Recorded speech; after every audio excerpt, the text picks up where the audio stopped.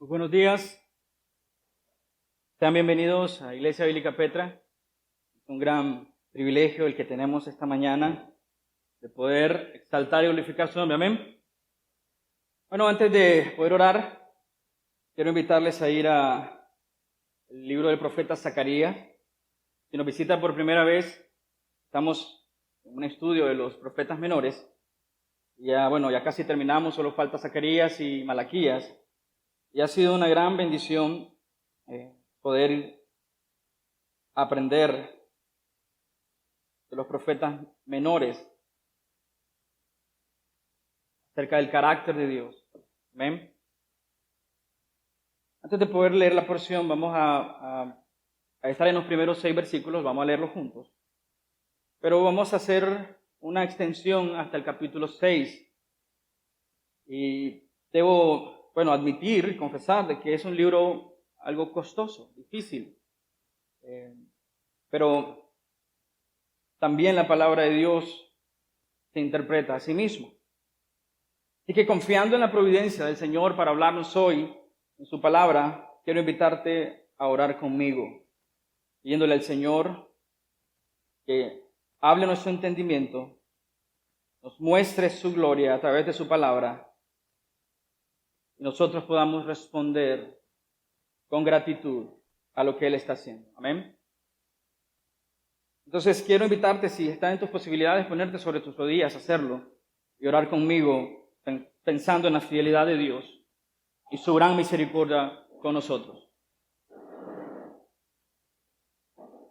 Señor, gracias por tu palabra, Señor, cantada.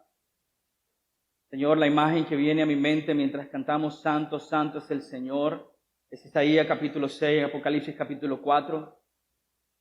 Tus ángeles, Señor, cantaban Santo, Santo, Santo, ininterrumpidamente. Dios, queremos cantarte igual. Pero no solamente queremos repetir palabras, Señor, que suenan bien, Señor, sino entender en la profundidad de nuestro corazón quién eres tú.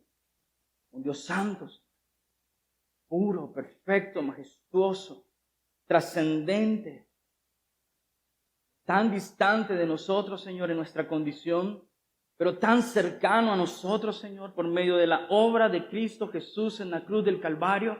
Y por eso tu palabra en Hebreos dice que podemos entrar confiadamente al trono de gracia y llamarte Papi, porque ya no somos extranjeros ni bastardos. Antes estábamos muertos en nuestros delitos y pecados, y en tu misericordia y bondad nos has hecho hijos tuyos para la gloria de tu nombre. Gracias, Dios, por tu palabra. Señor, danos entendimiento para poner en práctica tu palabra. En tu nombre oramos, amado Señor. Amén y amén. Les platico un poco del contexto de Zacarías. Recuerden, el pueblo de Dios ha regresado del exilio. El profeta Zacarías y el profeta Ageo son contemporáneos. Pueden ver eso rápidamente. Si ustedes van a Ageo capítulo 1, versículo 1, van a encontrar que la primera profecía del profeta Ageo fue el 29 de agosto del segundo año del reinado de Darío. Cuando leemos Zacarías, dice que es noviembre del segundo año del reinado de Darío. Ellos son muy contemporáneos, así que comparten mucho del contexto histórico. Y lo fascinante es que, como les decía la semana pasada, cuando los profetas hablan repitiendo el mensaje. Son como cuando nosotros nos aprendemos tonadas de canciones, las repetimos sin hacer mucho esfuerzo. Y eso es lo que hacen los profetas a lo largo de todo el Antiguo Testamento. Están repitiendo una tonada para cuando la escuchan, ellos puedan entender y comprender qué está ocurriendo. Entonces tenemos el contexto. Regresaron aproximadamente 50,000 judíos del exilio. Y por supuesto, no hay una nación, está devastada, están regresando del exilio. Y según lo que mirábamos en Ageo, ellos se dilataron al menos 16 años en poder poner en práctica lo que Dios los había mandado hacer, que era construir el templo. Y eso era tan importante porque estas imágenes, estas figuras, el templo, el muro, reflejaba la presencia de Dios. Y cuando ellos vienen a Jerusalén, encuentran una ciudad devastada. Empiezan a preocuparse más por sus casas y por eso Ageo les dice, ¿por qué están embelleciendo sus casas? cuando tienen un trabajo que hacer. Entonces, entendiendo este mismo contexto, debemos entender algo también. Ageo habla con un tono de exhortativo, pero Zacarías habla con un tono de ánimo al pueblo. Entonces tenemos esos dos sonidos, ¿no? Sonando, o esta repetición constante de la exhortación, pero también el ánimo del Señor. ¿Amén? Entonces vamos a leer la palabra de Dios y vamos a leer los primeros 6 versículos, que entiendo yo la manera en cómo podemos comprender completamente el libro del profeta Zacarías. Leemos la palabra de Dios honrando al Padre, al Hijo y al Espíritu Santo, y dice así, Zacarías 1, del 1 al 6. En noviembre del 2º año del reinado de Darío, el Señor le dio este mensaje al profeta Zacarías, hijo de Berequías, nieto de Idó. Yo, el Señor, estuve muy enojado con los antepasados de ustedes. Por lo tanto, dile al pueblo, el Señor de los ejércitos celestiales dice, regresen a mí y yo me volveré a ustedes, dice el Señor de los ejércitos celestiales. Él está haciendo un recordatorio de todas las promesas que Dios había hecho a lo largo de todos los profetas antes del exilio, llamándoles al arrepentimiento, arrepiéntanse, vuelvan a mí. El exilio es una muestra de la fidelidad de Dios, porque Dios les había dicho que si ellos no volvían a Él, iba a venir el juicio por medio del exilio. Él empieza recordándoles esto para animar su corazón, animar al pueblo de Dios a confiar y descansar en Él y responder correctamente a la fidelidad de Dios. ¿Sí? Mira lo que dice el texto. Entonces el Señor de los ejércitos celestiales, estoy leyendo el verso 2, dice, regresen a mí, yo me volveré a ustedes, dice el Señor de los ejércitos celestiales. No sean, dice, como sus antepasados, que no querían escuchar ni prestar atención. Cuando los antiguos profetas le dijeron, el Señor de los ejércitos celestiales dice, apártate de tus malos caminos y abandona todas tus prácticas malvadas. Sigue resonando la misma tonalidad, ¿no? Diciéndole, no seas terco, como dice el Salmo, no seas terco. Escucha la voz de Dios. Y en hebreo hay un constante decir, escucha la voz de Dios, que no se endurezca tu corazón al mensaje de Dios. Sigue sonando, arrepiéntete, arrepiéntete, arrepiéntete. Este mensaje no pasa de moda, al menos no en una iglesia bíblica.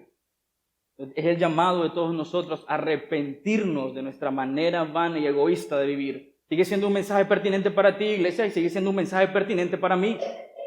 Hay cosas que tú estás haciendo hoy que no glorifican, que no exaltan a Dios. Y Dios te sigue diciendo, arrepiéntete de tu manera egoísta, malvada de vivir. Abandonen sus malos caminos y sus malas prácticas. Ellos, dice, los profetas dieron este mensaje. Pero mira lo que dice el verso 5. ¿Dónde están ahora tus antepasados? ¿Cuál fue la consecuencia de no obedecer la voz de Dios? El juicio de Dios.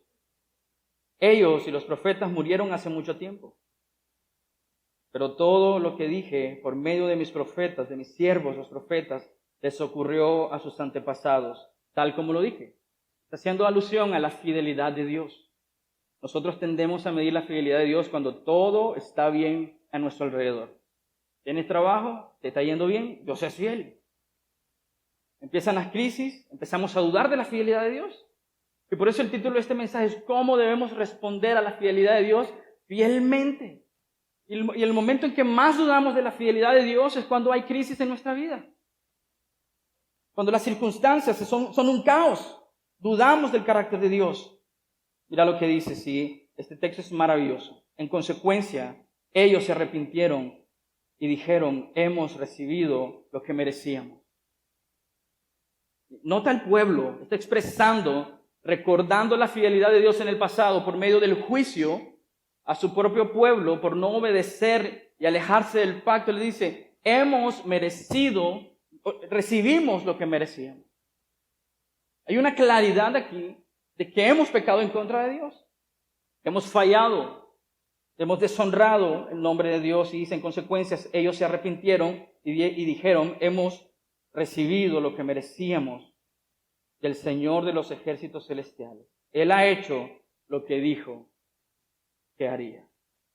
¿No te parece eso una gran definición de la fidelidad de Dios? ¿Cómo debemos responder ante Él? Recuerda que les dije que el tono de Zacarías es ánimo. No parece ánimo estarnos reprendiendo, pero es que tenemos una concepción equivocada de qué es animar.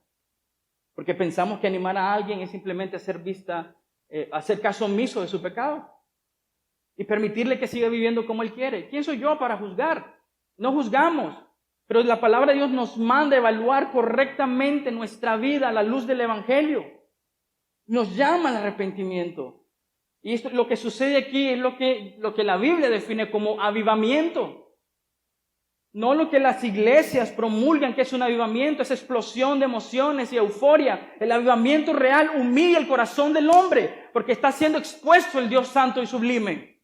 Y estás viendo tu realidad ante un Dios santo, santo, santo. Como consecuencia, corres al trono de gracia pidiéndole a Dios misericordia porque estás viendo a Dios santo, santo, santo. Esa es la definición bíblica de arrepentimiento. Cuando el concepto de Dios, cuando el conocimiento de Dios traspasa el corazón y humilla el corazón del hombre. Y el hombre puede clamar a Dios, ten misericordia de mí, Señor. Un pecador en medio de un pueblo pecador. Tristemente en nuestra nación no hemos visto eso. Porque toda alusión de avivamiento tiene que ver simplemente con emociones. Euforia, gritos, etcétera, etcétera, etcétera. Necesitamos volver al Señor y arrepentirnos. El Salmo 63:1 dice así: Oh Dios, tú eres mi Dios. De todo corazón te busco. Mi alma tiene sed de ti. Todo mi cuerpo te anhela en esta tierra reseca y agotada donde no hay agua. Si leemos los primeros dos versículos, el primer versículo del Salmo 63 y las primeras dos líneas, oh Dios, tú eres mi Dios, de todo corazón te busco, y no conocemos el contexto, podríamos decir, el rey David está súper tranquilo en su trono, sentado con todos sus sirvientes, le están soplando, está tranquilo, por eso él puede decir, Señor, con todo mi corazón te busco, pero él está en el desierto. Y eso es lo que quiero mostrarte y enseñarte. Que las circunstancias a tu alrededor, cuando miras al Dios santo y sublime, obliga el corazón a querer más de Él, no menos. Mi alma tiene sed. ¿De qué tiene sed tu alma hoy? Fama, prosperidad. ¿Qué es lo que busca realmente tu corazón? ¿Qué tienes hambre? Mi alma tiene sed de ti. Y eso es un paralelismo con lo que acabamos de leer en Zacarías. Que ellos, dice, desbocaron su corazón al Dios y se arrepintieron, volvieron de sus caminos perversos y malvados. Y declararon, Señor, simplemente hemos recibido lo que merecíamos. Porque tú sigues siendo bueno, tú sigues siendo fiel. Tú puedes decir con toda convicción de que Dios es bueno y Dios es fiel realmente. ¿O estás esperando que algo cambie en tus circunstancias? Un mejor trabajo, un aumento de salario, salir del país. En sí estas cosas no podemos simplemente decir, son malas. Pero el corazón es lo malo. Porque pensamos que el Dios de los Estados Unidos es diferente al Dios de los nicaragüenses. O pensamos que el Dios de Estados Unidos sí puede hacer milagros. Pero el Dios nicaragüense no puede hacer milagros. No hemos conocido a Dios como Él quiere que le deseamos. Y sabes que el orgullo que hay en nuestra nación, el orgullo que hay en las iglesias es producto de que no hemos conocido a Dios porque siempre estamos quejándonos de todo lo que pasa. Pero simplemente cuando miremos al Dios santo y sublime, en toda su majestad, en todo su honor, en toda su gloria, en todo su brillo excelso, diríamos, Señor, gracias. Porque hemos recibido gracia sobre gracia y gracia abundante. No necesitas nada más excepto a Cristo.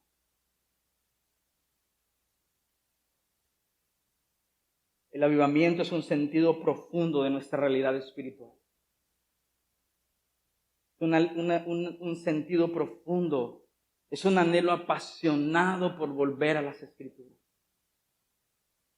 Quiero hacer lo que glorifica a Dios. Quiero hacer lo que honra a mi Señor. Un avivamiento es un profundo sentido de mi pecaminosidad delante de un Dios santo. Deberíamos estar humillados ante su presencia. Mira nuestras oraciones, hermanos.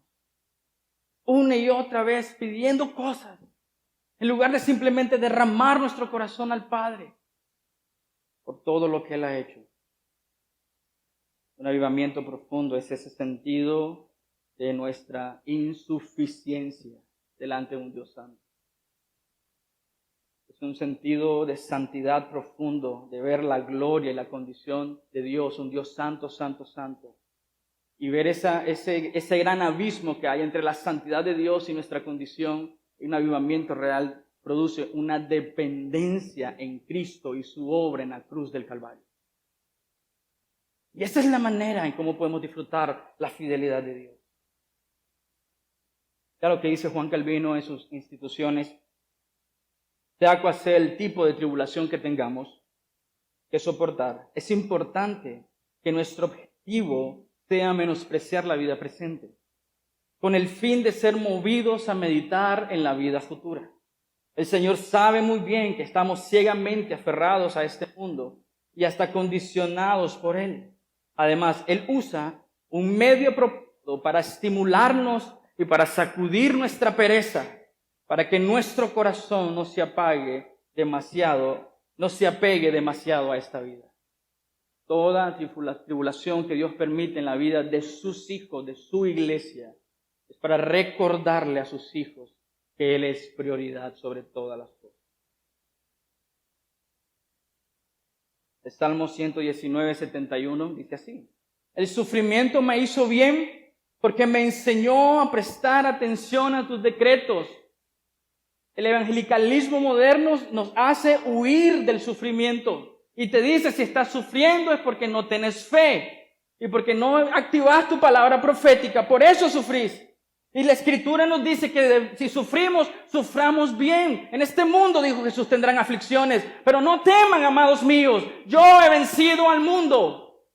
El salmo que popularmente tenemos en nuestras casas, el Salmo 91, el que habita al abrigo del Altísimo, morará bajo la sombra del Omnipotente, etcétera, etcétera, etcétera. Pero nos dice una parte que cuando caminemos por el valle de la sombra de muerte, no debería tener temor nuestro corazón, porque el Señor está con nosotros. Salmo 94, versículo 12 y 13. Felices aquellos a quienes tú disciplinas, Señor, aquellos a los que les enseñas sus instrucciones, los alivias en tiempos difíciles.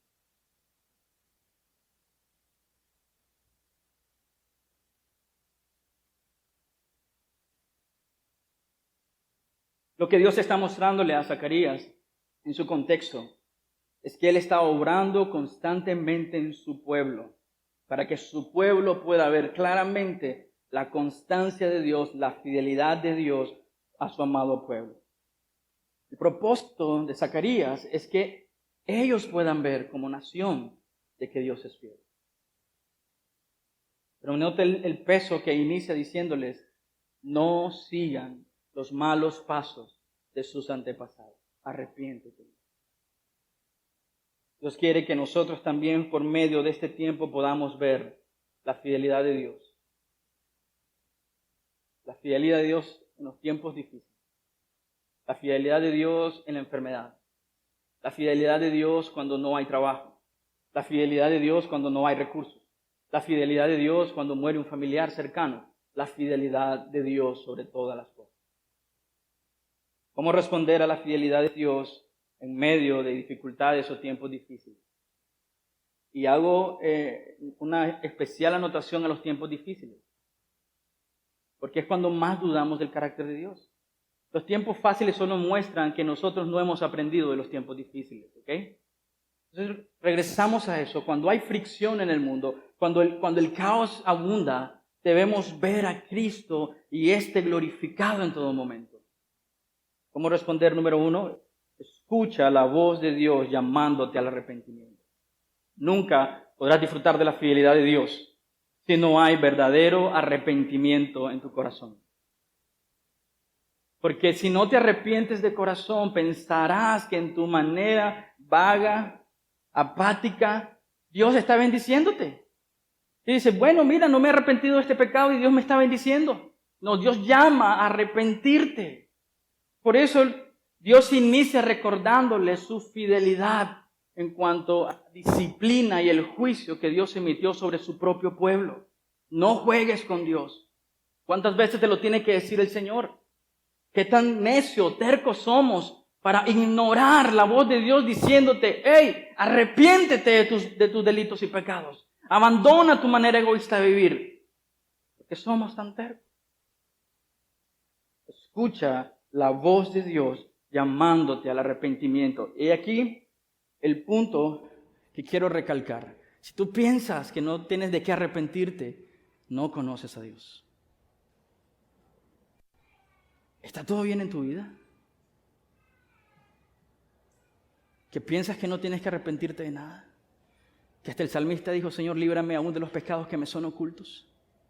Que teniendo un corazón que los profetas Jeremías dice, engañoso y perverso es el corazón, ¿quién no conocerá? Hoy tu corazón puede estarte engañando. ¿Y piensas que no debes arrepentirte de tu manera vana, pecaminosa de vivir? Nunca disfrutarás de la fidelidad de Dios con un corazón enfermo, con un corazón orgulloso. Dios está lejos de los orgullosos, pero está cerca de los que están contritos y humillados, un corazón quebrantado delante de Dios. Mira qué falsa imagen tenemos de nuestro cristianismo. Porque a diario pecamos, a diario mentimos y muy pocas veces nos ponemos sobre nuestra rodilla a clamar por esos pecados que nosotros mismos hemos puesto en una lista de categoría, decir pecados blancos, pecados no tan graves, no debería preocuparme por este pecado. Pero si conociéramos a Dios por lo que Él es, cualquier pecado ofende a Dios porque es un Dios santo. No medimos el pecado por las consecuencias, medimos el pecado ¿a quién ofende ese pecado? Por supuesto, hay cambios de consecuencia. Robarse un caramelo no tiene las mismas consecuencias que matar a alguien, pero es un pecado. Y cuando pensamos en nuestra vida de esos pecados que podemos manejar y controlar, decía un puritano, un hoyito pequeño en la barca será suficiente para hundirla. Escucha la voz de Dios llamándote al arrepentimiento. En un grupo tan grande como este, muchos de ustedes están viviendo una vida licenciosa, de pecado. Adulterio, fornicación, etcétera, etcétera, etcétera. ¿No tienes temor de Dios? ¿No hay temor de Dios? Si quieres disfrutar de la fidelidad de Dios, necesitas arrepentirte de tus pecados. Debes arrepentirte de tus pecados. Urgente, es urgente. Número 2, alégrate con lo que Dios hará. Esa es una parte complicada de Zacarías, que voy a tratar de hacerlo lo más breve posible. Zacarías, a partir del verso 7, empieza a tener visiones y sueños. Dios le hace una constante revelación a Zacarías una tras otra. Y déjame simplemente leerte una rápidamente.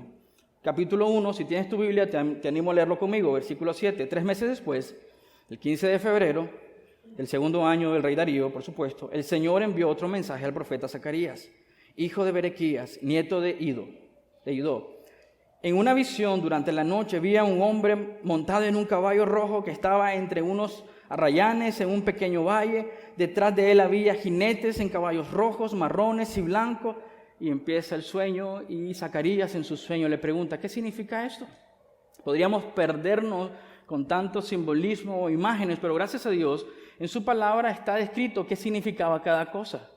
Así que vamos a ir rápidamente en cada una de estas visiones, pero tratando de extraer y sacar lo que es pertinente para nosotros, que Dios quiere hablar a nosotros. Recuerda que El tono en el que está hablando Zacarías es a dar ánimo, dar aliento y esperanza, a poner su confianza en el Señor porque Dios es fiel. Amén. Y todas estas visiones responden a eso. Dios está mostrando su fidelidad constantemente para que nosotros podamos estar absorbidos por su fidelidad y responder ante su fidelidad. Pensando en eso, quiero invitarte a leer los próximos versículos que vamos a leer. Dios es fiel. Número 1, los jinetes. ¿Qué significa eso de los jinetes y todo lo que está pasando? Dios le dice, la interpretación del ángel es, no tenemos que hacer una interpretación sobre el texto. Él está usando imágenes y simbolismos propios de la profecía, pero él mismo está dando la aclaración para que no andemos inventando cosas que no son. Él dice que hemos estado recorriendo la tierra y el mundo entero está en paz. Ahora recuerden el contexto. Acaban de venir del exilio y la primera visión hace una referencia a la paz que traerá Dios. Los jinetes, por lo tanto, es una alusión a que el Señor traerá paz. Piensen en el contexto. Piensen en el contexto. No pierdan de vista el contexto. Están rodeados de naciones enemigas. No tienen muros para protegerse. Pero Dios les dice que Él traerá paz. Qué interesante, ¿no? Porque el mundo actualmente no disfruta de la paz. Hemos visto ciertos conflictos en Medio Oriente, pero nuestra generación no ha experimentado una guerra como tal. Nicaragua ha sido un país históricamente en guerra. Solo necesitas leer las páginas de la historia, ¿no? Guerra tras guerra, guerra tras guerra. En este momento experimentamos una temporal paz, ¿no? Pero la paz de que habla aquí no es una paz temporal, no es momentánea. Ahora que es el punto para nosotros, Romanos 5.1 dice, por lo tanto, ya que fuimos hechos justos a los ojos de Dios, por medio de la fe tenemos paz con Dios, gracias a lo que Jesucristo, nuestro Dios, hizo por nosotros. Déjeme hacerte esta aclaración. Si tú no has nacido de nuevo, tú no tienes paz con Dios. No la tienes.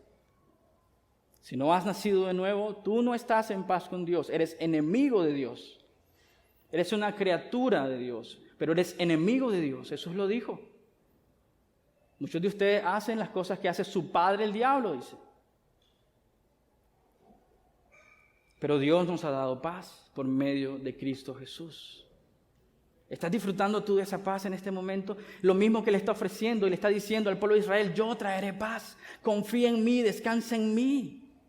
Dios les está diciendo, ven y pon toda tu carga sobre mí, yo les traeré paz. Aunque tú pudieras construir el muro, aunque pudieras levantar un ejército fuerte, aunque te convirtieras en una nación poderosa, eso no te traerá paz. Dios le está diciendo, yo les traeré paz. Filipenses 4:4-7. Estén siempre llenos de la alegría en el Señor. Lo repito, alégrense. Esta carta está escribiéndole el apóstol Pablo en prisión. Y le está diciendo a los hermanos en Filipos, alégrense hermanos, alégrense hermanos. Y tú puedes decir, pero difícil que nos podamos alegrar, pastor. Mira todo el caos en el país, mira lo que está pasando, las cosas parecen ir en negativo. Alégrate, alégrate. Dios traerá paz, Dios traerá paz. Que todo el mundo vea que son considerados en todo lo que hacen. Recuerden que el Señor vuelve pronto. No se preocupen por nada. En cambio, dice, oren por todo. Nosotros leemos este texto y hacemos todo lo contrario. Nos preocupamos por todo y no oramos por nada. Pero dice, no se preocupen. No se preocupen. No sé cuál es tu percepción de los siguientes meses. Posiblemente sea negativa, ¿no? Va a ser un caos. Pero Dios te dice, no te preocupes, no te preocupes. Dios traerá paz a su iglesia. Porque esa paz no depende de las circunstancias políticas, económicas de este país. Depende de la obra consumada en la cruz del Calvario. ¿Tú crees eso o no lo crees? ¿Es blanco o es negro? ¿Sí? Dios traerá paz. En cambio, oren por todo, díganle a Dios lo que necesitan. Y denle gracias por todo lo que Él ha hecho. Alégrate, iglesia, por lo que Dios hará. Alégrate, iglesia, por lo que Dios ha hecho. Alégrate, iglesia, por lo que Dios hará poderosamente en nuestra nación. Así experimentarán la paz de Dios que supera todo lo que podemos entender. La paz de Dios cuidará su corazón y su mente mientras vivan en Cristo Jesús. Dios estaba diciendo al pueblo de Israel por medio de Zacarías, Él traería verdadera paz. ¿Dónde está tu paz hoy? Número 2 o la parte B, 4 cuernos y 4 herreros. Zacarías 1, 18 al 21. Otra vez el Señor trae una visión y esta vez dice que se levantan 4 cuernos que representan naciones, dice el ángel. Pero seguidamente de eso se levantan 4 herreros a destruir las naciones. Y el punto central de esta visión es que el Señor traerá justicia. Somos buenos, expertos en querer justicia, sobre todo cuando nos conviene a nosotros. Pero has puesto todo en manos del Señor, has descansado en el Señor, Dios traerá justicia. Dios traerá justicia. Dios traerá justicia. Hay un salmo que es precioso y déjame leérselo rápidamente. Quiero que tú puedas leerlo en tu hogar. El Salmo 37. Dios traerá justicia. Esta visión tiene que ver con todas las naciones que habían abusado en contra del pueblo de Dios, ¿sí? Es específicamente a esas naciones, a todos esos imperios, Babilonia, Persia, etcétera, etcétera. Es para ellas esta visión. Y Dios le está diciendo a su pueblo, no te afanes, no te preocupes, yo seré justo con estas naciones. Yo las usé para mostrar mi gloria y poder, para mostrarte a ti de no correr lejos del pacto, pero yo también disciplinaré justamente a estas naciones. El Señor traerá justicia. Les dije el Salmo 37, escucha esto. Pon atención a esto, iglesia. No te inquietes a causa de los malvados, ni tengas envidia de los que hacen lo malo. Pues como la hierba pronto se desvanecen, como las flores de primavera pronto se marchitan. Confía en el Señor, iglesia, y haz el bien. Entonces vivirás seguro en la tierra y prosperarás. Deleítate en el Señor y Él te concederá los deseos de tu corazón. Y permítame hacer un pequeño paréntesis en este texto. No está hablando de cualquier deseo enfermizo, egoísta en nuestro corazón. Cuando tú te deleitas en el Señor, eres absorbido por su realidad, por su presencia, por su gloria, por todo lo que Él es. Tu corazón palpita por las cosas de Dios. Entonces tu deleite es glorificar y honrar a Dios.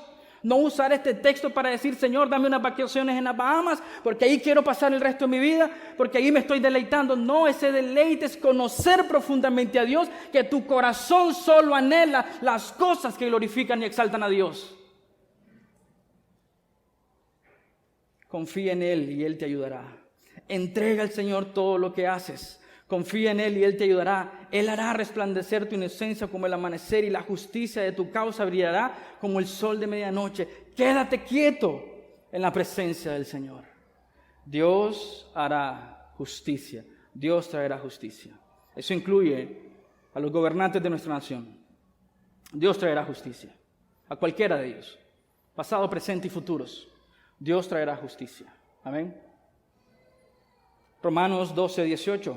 Queridos amigos, nunca tomen venganza. Dejen que se encargue la justa ira de Dios, pues dicen las Escrituras, yo tomaré venganza, dice el Señor, yo les pagaré lo que se merecen, dice el Señor. Deberíamos estar orando más, orando más, orando más, orando más. Disfrutarás más la fidelidad de Dios en tus rodillas que simplemente siendo un activista político. Insisto, hermanos, deja todo en las manos de Dios. El peligro cuando sufrimos es tender a enojarnos con Dios.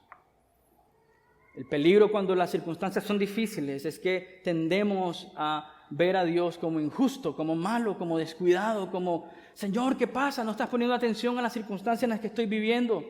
Pero simplemente no estamos viendo a Dios en el lugar correcto, sentado en su trono, todo soberano, todopoderoso. Deja que Dios haga y obre.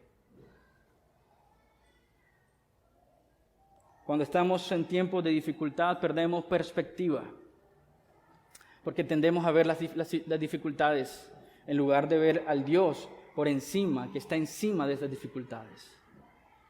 El Salmo 46 es precioso. Pero antes de leerlo, la siguiente profecía, que se encuentra en Zacarías 2, del 1 al 13, es un hombre con una cinta de medir. Dice Zacarías 2:13. 2:1 al 13. Cuando miré de nuevo, vi a un hombre con una cinta de medir en la mano. Estaba midiendo lo ancho y lo largo. Más adelante dice, y un día, dice, Jerusalén estará llena de tanta gente y animales que no habrá lugar suficiente para todos. Pero ¿qué está representando aquí Dios con el hombre con la cinta de medir? Está haciendo una alusión a la construcción que Dios hará. Dios construye y Dios está construyendo. Dios está edificando su iglesia. Amén. El énfasis es la reconstrucción en su contexto del templo, de la muralla, para que represente la presencia de Dios y la comunión entre el pueblo y Dios. Pero en nuestro caso está hablando acerca de quién es tu refugio. La Escritura en el Nuevo Testamento nos dice que nosotros somos piedras. Somos el templo del Señor. Y mi punto aquí que me llama muchísimo la atención es la misma figura que usa el profeta acerca de Dios, diciendo que Dios será una columna de fuego. Eso lo puedes ver en Zacarías 2:5. Entonces yo mismo, dice el Señor, seré un muro de fuego protector alrededor de Jerusalén. En el Salmo 46 hay un himno muy precioso, Castillo fuerte es nuestro Dios, escrito por Martín Lutero. Y el contexto que estaba ocurriendo para escribir este himno era una peste en Europa. Al ver el caos, la oscuridad tan presente, la peste acabó con con la mitad de la población de Europa. Lutero, sentado leyendo el Salmo 46, escribe Castillo fuerte. Les leo el Salmo 46:1, dice: Dios es nuestro refugio y nuestra fuerza. Amén. Dios es nuestro refugio y nuestra fuerza. ¿Has leído las noticias? ¿Has visto los noticieros últimamente? Hablando acerca de la pandemia y todos los estragos. Dios es nuestro refugio. Dios es nuestra fuerza. No hablamos de ser negligentes ni tontos, pero pon tu mirada en el Señor. ¿Cuántas personas que conocemos que se han cuidado extremadamente están enfermos? Muchos tristemente han muerto. Pero hermano, a ti como iglesia te corresponde poner tu mirada en el Señor. ¿Quién es tu refugio hoy? ¿A dónde corres en momentos de dificultad? ¿A dónde vas en busca de ayuda? ¿Quién es tu primera opción? Dios debería serlo. Dios es nuestro refugio, nuestra fuerza, siempre está dispuesto a ayudar en tiempos de dificultad. Noten el énfasis en el ánimo que está en estos versos. Y eso es lo mismo que está ocurriendo con el pueblo del Señor en Zacarías. Está animándoles. Dios traerá justicia. Dios reconstruirá. No te afanes. Descansa en el Señor. Él es nuestro protector. Él es nuestro refugio. Por lo tanto, no tememos cuando vengan terremotos, dice el Salmo 46. Y las montañas se derrumben en el mar.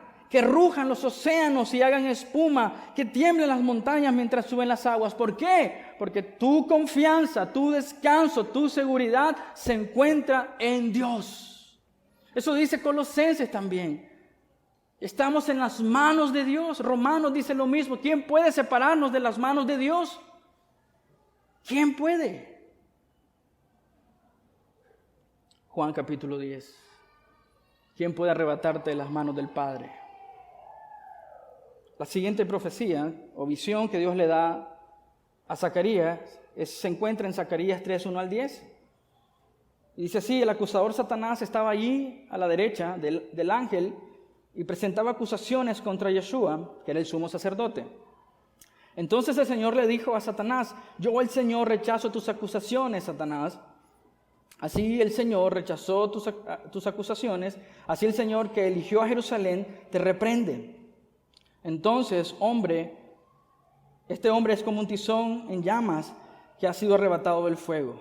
Versículo 3, la ropa de Yeshua estaba sucia cuando estuvo de pie ante el ángel. Más adelante dice, quítenle esa ropa sucia.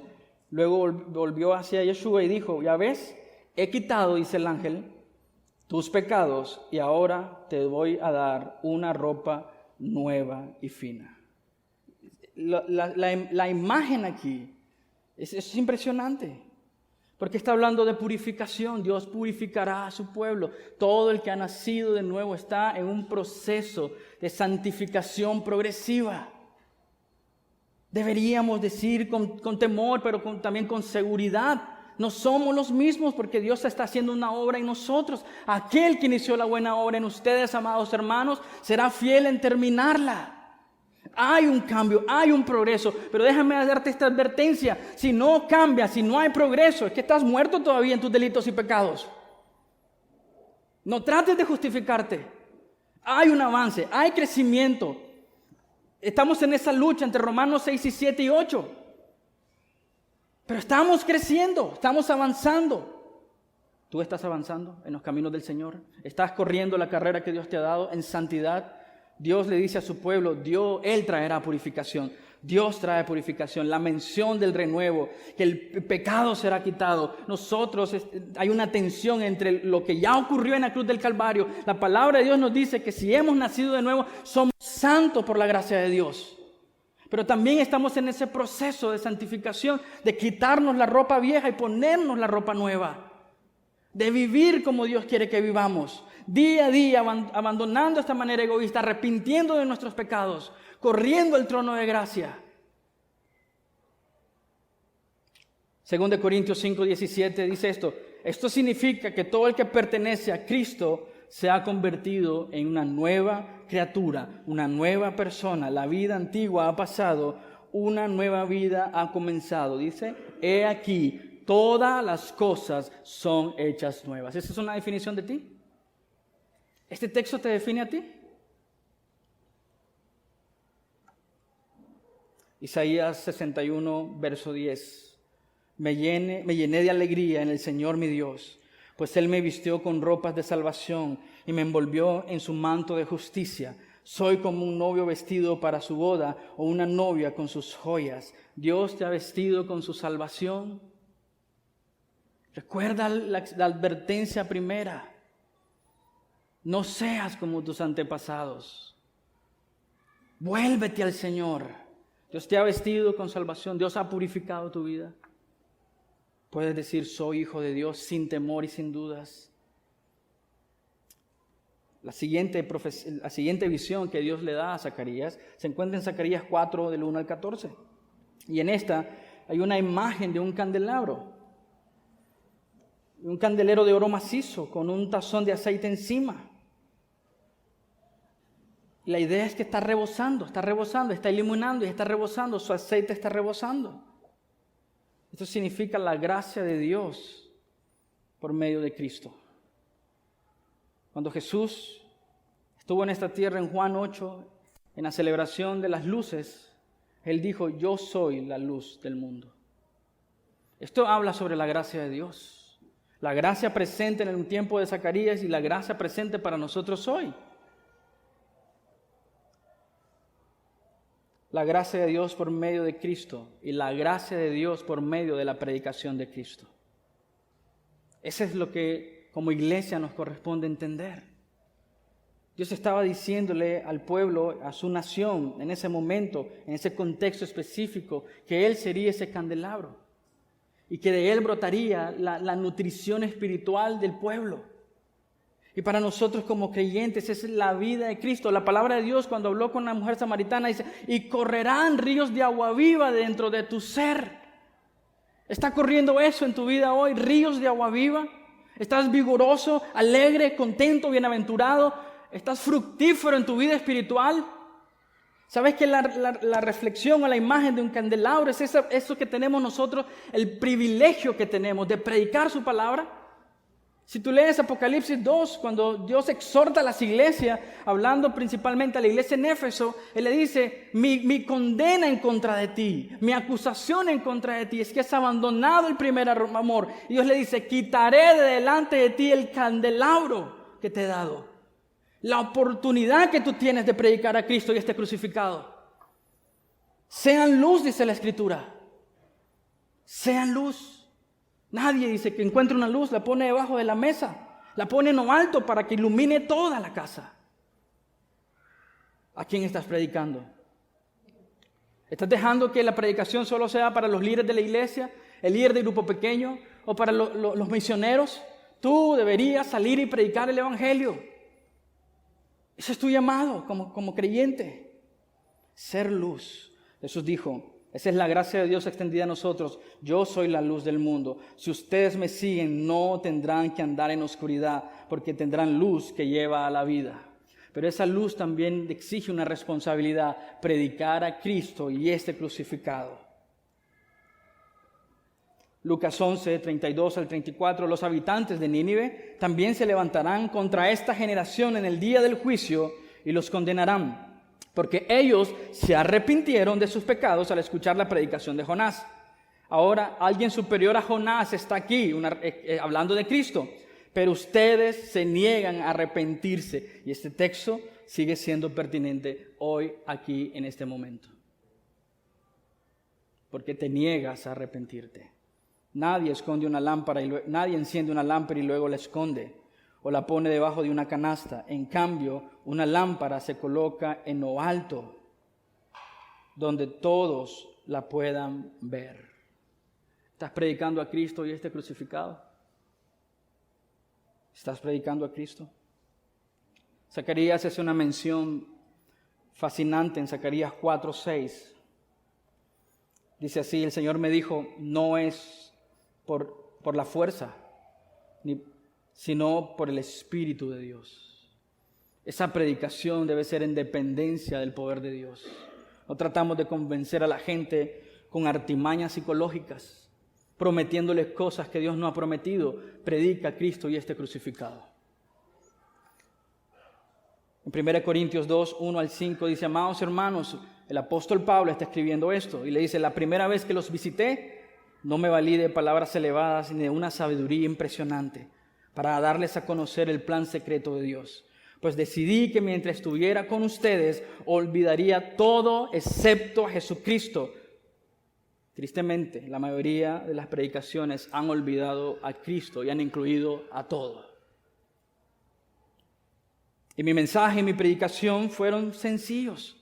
En lugar de usar discursos ingeniosos y persuasivos, Dios quiere darte un mejor trabajo, Dios quiere darte una mejor salud, Dios quiere prosperarte, Dios quiere que seas un Jehová Junior en Nicaragua, que todo el mundo te siga, tú eres cabeza, no eres cola, y todo este montón de textos fuera de su contexto, todos los puedes en Cristo que te fortalece, todos estos textos fuera de contexto, para ganar masas. Predica a Cristo y este crucificado. Mi discurso no fueron ingeniosos ni persuasivos, confié solamente en el poder del Espíritu Santo. Lo hice así para que ustedes no confiaran en la sabiduría humana. El siguiente visión fue el rollo que volaba, que representa la santidad de Dios y el juicio de Dios. Esta es una mención o un punto de conexión con el Sinaí y la ley de Dios. Y Él dice que Él juzgará a todos aquellos que no se apeguen a su palabra. Es un gran recordatorio para nosotros. Este rollo volador que dice Zacarías es juicio del Señor. Es juicio del Señor a las naciones. Dios traerá un juicio santo, porque Él es santo. Todos los pecados señalados en Zacarías capítulo 5 son representativos y tienen que ver con nuestra responsabilidad de dos cosas. Número uno, si estamos amando al Señor con todo nuestro corazón, con toda nuestra fuerza y con todo nuestro ser, y si estamos amando a nuestro prójimo.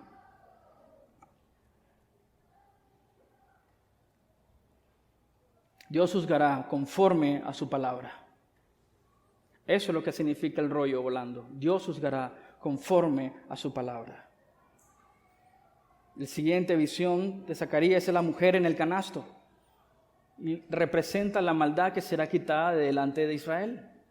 Dios quitará su maldad.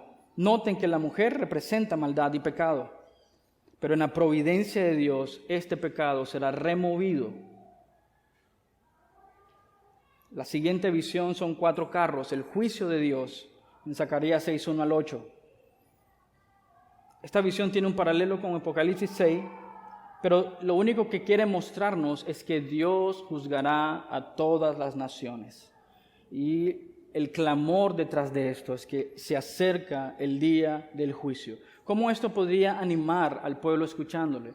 Porque todos aquellos que obedecieran estarían seguros en el Señor.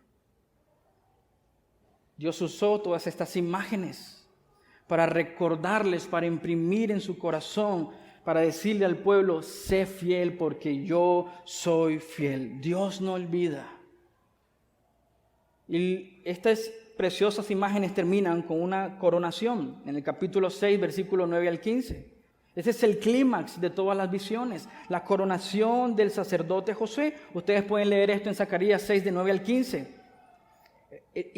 Y esta visión unida entre, ustedes, si piensan en esto, en Ageo habíamos dicho que el que seguía para tomar el lugar del rey era Zorobabel, porque venía de la descendencia del linaje del rey David. Pero el que se corona aquí es un sacerdote. Aquí está haciendo una alusión, una tipología acerca de Cristo como sacerdote, como rey y por supuesto como profeta. Ahí está la forma en cómo podemos disfrutar de la fidelidad de Dios, confiando en la obra consumada de Cristo Jesús en la cruz del Calvario, como nuestro sacerdote, como nuestro rey y como nuestro profeta. Ese es el énfasis de Zacarías capítulo 6, la confianza en Cristo. No podrás disfrutar de la fidelidad de Dios si no es por medio de la obra de este sumo sacerdote, si no es por medio de este gran profeta, si no es por medio del Rey, Cristo Jesús. Número 3, escucha el llamado de Dios a confiar en Él.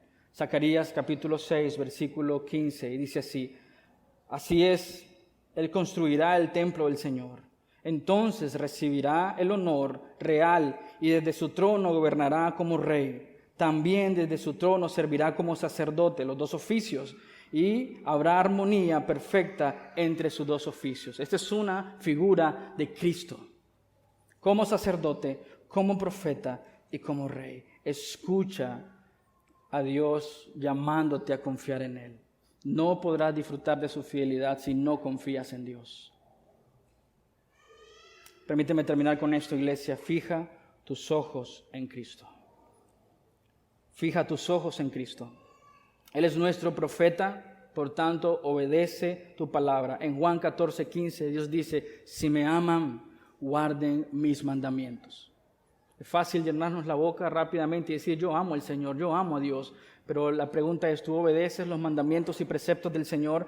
En iglesia, fija tus ojos en Cristo. Como nuestro profeta, obedece su palabra, sus mandatos, sus preceptos. Como nuestro sacerdote, deleítate en su obra consumada en la cruz del Calvario. Una vez y para siempre fue ofrecido. No tenemos que sacrificar más animales para estar en cuenta con Dios. Cristo es suficiente. Como nuestro profeta, como nuestro sacerdote y por supuesto como nuestro rey. Entonces, iglesia, sométete a su reino. Deberíamos estar construyendo su reino. Esa es la urgencia del mensaje para nosotros hoy. Construye su reino, predica a Cristo y este crucificado. Hebreos 12:1-3. Por lo tanto, ya que estamos rodeados de una enorme multitud de testigos de la vida de fe, quitémonos todo peso que nos impida correr, especialmente el pecado que tan fácilmente nos hace tropezar. Y corramos con perseverancia la carrera que Dios ha puesto por delante de nosotros. Esto lo hacemos al fijar la mirada en Jesús, el campeón que inicia y perfecciona nuestra fe. Debido al gozo que le esperaba, Jesús soportó la cruz, sin importarle la vergüenza que ésta representaba. Ahora está sentado en el lugar de honor junto al trono de Dios. Piensen en toda la hostilidad que soportó para por parte de los pecadores. Así no se cansarán ni se darán por vencidos. ¿Qué dice? Pon tu mirada en el Señor y así no te cansarás ni te darás por vencido. Cristo es la forma en cómo podemos disfrutar de la fidelidad de Dios. Ese es el punto central de Zacarías, llevarnos hasta Cristo. Todo ese montón de imágenes que Zacarías profetizó en visiones al pueblo era con el punto de llegar a descansar en el profeta, en el rey y sacerdote que es Cristo Jesús. Iglesia, ¿en quién estás confiando hoy? ¿En quién? ¿En qué? ¿En la política? ¿En la economía? ¿En los partidos políticos? Confía en Cristo. Confía en Cristo. Él es la única manera de disfrutar de la fidelidad de Dios. Cristo. Oremos. Señor, gracias por tu palabra, Señor. No merecemos, Señor, abrir tu libro santo, Señor. No merecemos venir a tu casa, Señor. Qué arrogantes somos, qué prepotentes somos, qué ignorantes, Señor. Aún con una multitud de maldad y pecado, tantas cosas que hemos apañado, viviendo, Señor, en nuestros deleites y pasiones, y henos aquí, sentados como si nada. Dios, danos, Señor, entendimiento de tu santidad, danos entendimiento de tu grandeza, que podamos ver tu belleza tan grande, tan magnífica, que todo pierde sentido y sabor, Señor, cuando se compara con conocerte a ti. Señor, ayúdenos, Señor, a disfrutar de su fidelidad, aún, Señor, en los momentos difíciles, aún en el valle de sombra de muerte. Ayúdenos a ver a Cristo y este crucificado y darte gloria y honra a ti, Señor, porque eres nuestro Rey, nuestro sacerdote y nuestro profeta. Que podamos obedecer tu palabra, Señor, en santidad. Que podamos obedecer tus mandatos, Señor, con devoción, con reverencia, con temor y temblor, dice tu Escritura. Que podamos deleitarnos, Señor, en la obra consumada en la cruz del Calvario y escuchar ese resonante: todo ha terminado. Puedo vivir para tu gloria y tu honra en base a lo que Cristo ha hecho en la cruz del Calvario. Gracias, Señor, por tu fidelidad a nuestra vida. Amén y amén. Dios los bendiga, hermanos, son amados.